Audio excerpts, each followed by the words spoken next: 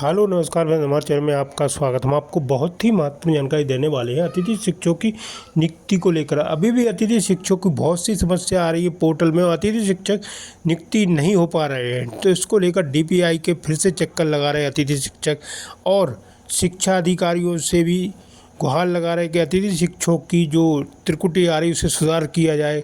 बहुत से अतिथि शिक्षक किसी पर 30% से ज़्यादा रिजल्ट है, फिर भी उनको 30% से कम रिजल्ट दिख रहा है और सब्जेक्ट में भी प्रॉब्लम आ रही है और बहुत सी समस्या आ रही है अतिथि शिक्षकों को, जिसको लेकर फिर से डीपीआई के वो चक्कर लगा रहे हैं, बाबुओं के अधिकारियों के चक्कर लगा रहे हैं। अतिथि शिक्षक अपनी समस्या को लेकर लगातार प्रयास कर रहे हैं कि इनकी नियुक्ति हो जाए, लेकिन अभी तक इनकी समस्या का समाधान नहीं किया गया है, पोर्टल भी अपडेट नहीं किया गया। तो इसके संबंध में पूरी विस्तार से मैं जानकारी देने वाला हूँ, वो लाइव वार्ता भी सुनाने वाला हूँ। अतिथि शिक्षकों की डीपीआई के सामने बैठे हुए क्या कहना डीपीआई में, डीपीआई अधिकारियों का और अतिथि शिक्षकों का। वीडियो में बने रहें, वीडियो पूरा देखें, वीडियो अच्छा लगे तो लाइक करें और चैनल को सब्सक्राइब जरूर कर लें ऐसे अपडेट पाने के लिए। क्या कहना है डीपीआई अधिकारियों का, अतिथि शिक्षकों का, लाइव वार्ता में सुनाने वाला हूँ।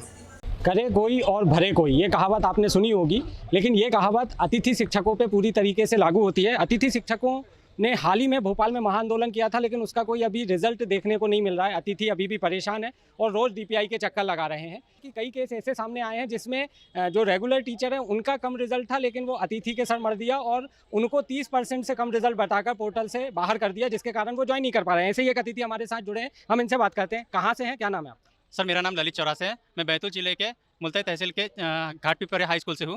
मेरे स्कूल में 2 नियमित शिक्षक के पद स्वीकृत है, जिसमें से माध्यमिक शिक्षक 6 to 8 की मैडम नीतू दाड़े का ट्रांसफर छिंदवाड़ा हो गया, जिसके जगह पे सितंबर माह में अतिथि शिक्षक के रूप में मुझे नियुक्ति मिली। और हाई स्कूल में श्री सुरेंद्र उपराले जब से ज्वाइनिंग हुए वो कई वर्षों से हाई स्कूल में पढ़ा रहे हैं। लेकिन जब रिजल्ट आया और जब अतिथि शिक्षक की फिर से ज्वाइनिंग हुई तो उसमें मेरा रिजल्ट 30% से कम दिखाया 10वीं क्लास का। लेकिन मैंने 10वीं कभी जिंदगी में पढ़ाई नहीं, 9वीं 10वीं मैंने कभी नहीं पढ़ाई। मैं जब से ज्वाइनिंग हुआ हूँ तब से माध्यमिक शिक्षक 6 to 8 ही पढ़ा रहा हूँ। किंतु सुरेंद्र उपराले जी का 15% रिजल्ट आया और मेरा रिजल्ट लगभग 95% के लगभग है। किंतु ये होने के कारण जैसे मुझे ये प्राप्त हुआ, मैं वैसे ही यहाँ पे 5 अगस्त को आ गया। 5 अगस्त को आने के बाद कंटिन्यू मेरे को यहाँ पे कहा जा रहा है कि पहले बीओ साहब का लेटर लाओ, प्राचार्य का लेटर लाओ। तो मैं फिर घर जाता था, फिर प्राचार्य का लेटर लाता था, फिर बीओ साहब का लेटर लाता था। फिर मुझे अभी आखिरी टाइम पे कहा गया कि आप डीओ साहब का लेटर लाओ। डीओ साहब इतने बिजी रहते हैं काउंसलिंग कराने में, मैं उनके पीछे लगभग 3 हफ्ते घुमा। उसके बाद उन्होंने भी जांच पड़ताल करने के बाद पाया कि आपका रिजल्ट 90% के ऊपर है। ये रिजल्ट जो है गवर्नमेंट टीचर का है। उसके बाद ऑनलाइन पोर्टल पर भी सब जगह उन्हीं का नाम है, गवर्नमेंट टीचर का। लेकिन मेरी कोई डीपीआई में सुनवाई नहीं हो रही। मैं सभी अधिकारी से मिल चुका हूँ। हाँ, आंदोलन हुआ था, वादे उसमें हो गए, हम आपकी सुनेंगे, सब बात है, लेकिन उसके बाद भी देखा जा रहा है लगातार डीपीआई में अतिथि आ रहे हैं, लेकिन समाधान नहीं हो रहा। पिछले 2 महीने से आप देख ही रहे हैं कि रोज़ डेली 200-400 लोग यहाँ आ रहे हैं। जिले के हर मध्य प्रदेश के हर जिले से लोग पहुँच रहे हैं। इतनी सारी समस्याएं हैं पोर्टल में कि जिसकी क्या कहा जाए। अभी मैंने कम से कम पूरे प्रदेश से इकट्ठा करके 10 पॉइंट में इनको बना के दिया था। 2 तारीख को यहाँ से ऑर्डर हुआ एमपीडीएससी के लिए कि इनको समस्याओं का समाधान किया जाए। अधिकारियों से मैं मिला, वो बोले कि आप एमपीडीएससी जाइए, उनसे बात करिए। मैं अभी एमपीडीएससी से आ रहा हूँ, मुझे अंदर जाने नहीं दिया गया। वहीं फ़ोन से मुझे बात करवाया गया, जो वहाँ के उप संचालक हैं विनोद पांडे जी। उन्होंने स्पष्ट तौर पे बोल दिया कि अभी हमको समय लगेगा, हम काम कर रहे हैं धीरे-धीरे, कम से कम हमको 2 महीने का भी समय चाहिए, तब आपकी समस्याओं का हम सॉल्व कर पाएंगे। वर्तमान में बहुत सारे पद ऐसे हैं जिनको वर्ग 1 से 2 कर दिया गया, 2 से 3 कर दिया गया, उनके लिए उनको बहुत सारा समय लगने वाला है। जिनका जो शॉर्ट टर्म वैकेंसी वाले लोग थे, उनके उसमें लिख के आ रहा कि आपका रिजल्ट 30% से कम था, जबकि उनका रिजल्ट खराब नहीं है।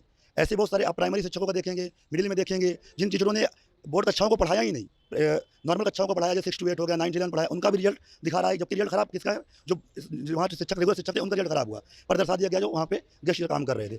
यहाँ के गार्ड इतनी बदतमीजी करते हैं, यहाँ चले जाओ, वहाँ चले जाओ। कल तो यहाँ गाली गलौज तक हो गई थी। मतलब हम शिक्षक हैं, हम कोई हरवाए नहीं है, ना तो हम अनपढ़ व्यक्ति हैं कि रोड में घूम रहे हैं। कोई भी गाली दे दो, कोई भी कुछ भी बोल दो, ऐसे धक्के मारते हैं कि मैं तो खुद रोज देखता हूँ। मैं डेली यहाँ आ रहा हूँ।